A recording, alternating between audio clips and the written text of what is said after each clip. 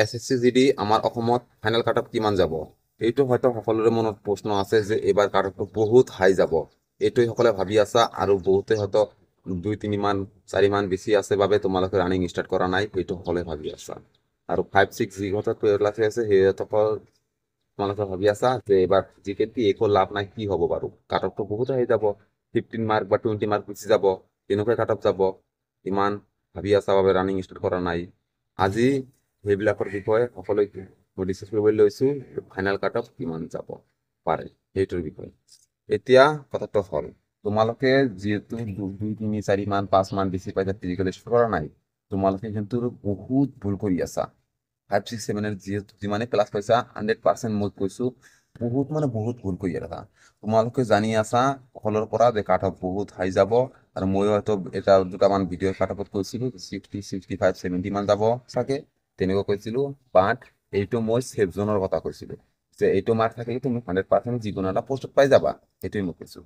বাট এতিয়া কথাটো হ'ল, যিহেতু তোমাৰ 2-3-4-5 মান ক্লাছ হৈ আছে, তোমালোকে ভাবি আছা যে ফাইনেলত নাম নাহিব, মানে সেইটো মানে তেনেকুৱা নাভাবিবা। তোমালোকে জাষ্ট ফিজিকেলত মেডিকেলটো কোৱালিফাইড কৰিবলৈ চেষ্টা কৰিবা, কাৰণ যদি নচিবত থাকে কাট অফটো মিলি যায়, এইবাৰ কম কাট অফতো তোমাৰ নাম আহি যাব পাৰে। কাৰণ এইবাৰ মানে ক'বলৈ গ'লে বহুত ল'ৰা ছোৱালীয়ে আমাৰ অসম পুলিচত, তাৰপৰা অসম কামাণ্ডত আৰু তেনেকুৱা বহুতো পষ্টত চিলেকশ্যন হৈ আছে। এইসকল ল'ৰা ছোৱালী হয়তো বহুতে হয়তো ফিজিকেল তৈয়াৰী কৰা নাই, ষ্টেট তৈয়াৰী কৰা নাই। মইতো এছ এছ বি জিডিত কোৱালিফাইড কৰিছোঁ, অসম পুলিচত কোৱালিফাইড কৰিছোঁ, বাট অসম পুলিচৰ বাবে এতিয়া ৰৈ আছোঁ ফাইনেল মেৰিটৰ কাৰণে। আৰু মোৰ লগতো আৰু 3-4জন মানে এছ এছ জিডিত কোৱালিফাইড কৰিছে আৰু অসম পুলিচত কোৱালিফাইড কৰিছে, কিন্তু এইবিলাকৰ মাৰ্ক অসম পুলিচত বহুত হাই হয়, সেইবাবে ফিজিকেলৰ সেইবিলাকো আমাৰ ফ্ৰেণ্ডবিলাকো মানে তৈয়াৰী কৰা নাই। সেইবাবে মই কৈছোঁ বহুতো ল'ৰা ছোৱালীয়ে এইবাৰ ফিজিকেল মানে ক'বলৈ গ'লে এছ এছ চি জিডিত মানে নাযাব চাগে, যদি আমাৰ অসম পুলিচৰ ৰেজাল্টটো আগতীয়াকৈ দি দিয়ে। আৰু এইটো দিয়াৰো চান্স আছে, কাৰণ অসম পুলিচো বহুত দিন হৈ গ'ল ৰৈ আছোঁ। কাৰণ এইটো ৰেজাল্ট ক'বলৈ গ'লে যদি আমাৰ কেইদিনৰ ভিতৰতে ওলাই দিয়ে, আৰু যদি তোমালোকক ওলাই দিয়ে আৰু তোমালোকে যদি ফিজিকেলত তৈয়াৰী কৰিব নোৱাৰিবা, ইমান দিন নহ'বা।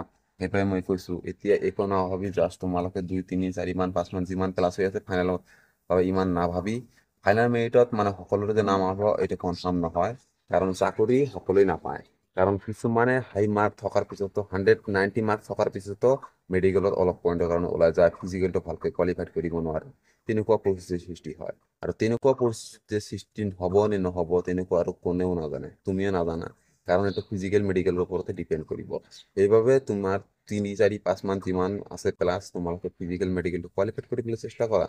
জাষ্ট তোমালোকে কোৱালিফাইড যদি কৰি আহা 100% তুমি ভাবি আছা যে ফিজিকেল মেডিকেলটো কোৱালিফাইড হয়, তেনেহ'লে তুমি নেক্সটত এইবাৰ যদিও তোমাৰ অলপ পইণ্টৰ কাৰণে নাম নাহে, তথাপিও তোমাৰ টেনশ্যন নাই, নেক্সট তুমি জাষ্ট খালি ৰিটাৰ্ণৰ বাবে ভালকৈ তৈয়াৰী কৰি থাকা। তেনে ৰিটাৰ্ণত যদি তুমি কোৱালিফাইড কৰিব পাৰা, তেনেহ'লে তোমাৰ ফিজিকেল মেডিকেল তোমালোকে ফুল এক্সপিৰিয়েঞ্চ হিচাপে কোৱালিফাইড কৰিব পাৰিবা, আৰু 100% তুমি যিকোনো এটা পোষ্টত পাই যাবা। এইবাৰ নাপালেও নেক্সটত 100% পাবা। সেইবাবে তোমালোকক কৈছোঁ, মানে এক্সপিৰিয়েঞ্চ সকলো সময়ত বহুত ইম্পৰ্টেণ্ট হয়। তোমালোকে যদি এতিয়া ৰিটাৰ্ণত নাম আহিছে, তোমালোকে বহুত লাকি হয়, তোমালোকে জাষ্ট ফিজিকেল আৰু মেডিকেলটো কোৱালিফাইড কৰিবলৈ চেষ্টা কৰা। 100% মই কৈছোঁ, তোমাৰ নাম অহাৰ চান্স আছে, তোমালোকে ভালকৈ দিবলৈ চেষ্টা কৰা।